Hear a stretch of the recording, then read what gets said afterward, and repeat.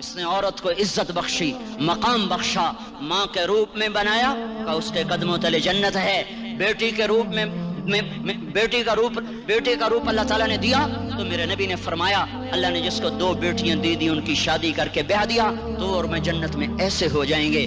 بہن کا روپ دیا تو میرے نبی نے فرمایا اللہ نے جس کو 2 بہنیں دی وہ ان کی خدمت کرتا رہا، ان کی شادیاں کی، شادی کے بعد ان کو وراثت میں ان کا حصہ دیا۔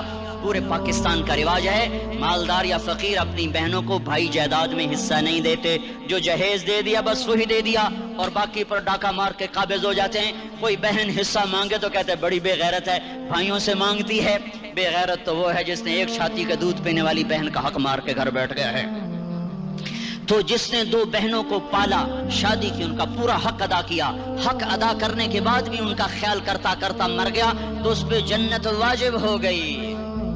بیوی کے روپ میں آئی تو اللہ تعالیٰ کے نبی نے فرمایا بہترین مسلمان وہ جو اپنی بیوی کے ساتھ اچھا سلوک کرے، اور میں سب سے اچھا سلوک کرتا ہوں اپنی بیویوں کے ساتھ، اور بہترین مال وہ ہے جو تم اپنی بیوی پر خرچ کرتے ہو اور اپنے بچوں پر خرچ کرتے ہو۔ اللہ تبارک و تعالیٰ نے اسلام کو عورت کی عزت کا ذریعہ بنایا۔ یہ عورت کی عزت نہیں ہے کہ گھنگرو باندھ کر وہ سٹیج پر اس کی چھنکار پہاڑوں کو بھی چھلنی کر رہی ہو اور ایمان کے بھی جنازے اٹھ رہے ہوں۔ کیا ظلم و ستم ہے، جو امت حیا پھیلانے آئی تھی وہی بے حیائی کے اڈے چلانے بیٹھ گئی۔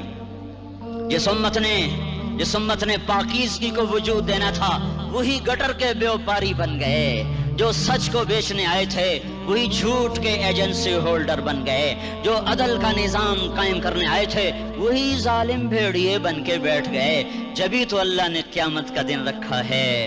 مظلوم کی ہائے سے بچو، شاید آج طاقت کے نشے میں تجھے کسی ماں کا آنسو ٹپکتا ہوا نظر نہ آئے، شاید کسی بوڑھے باپ کی فریاد تیرے در تک نہ پہنچے، شاید کسی معصوم بچے کا رونا تیرے کان تک نہ پہنچے۔ انتظار کرو، ایک دن آ رہا ہے، ایک دن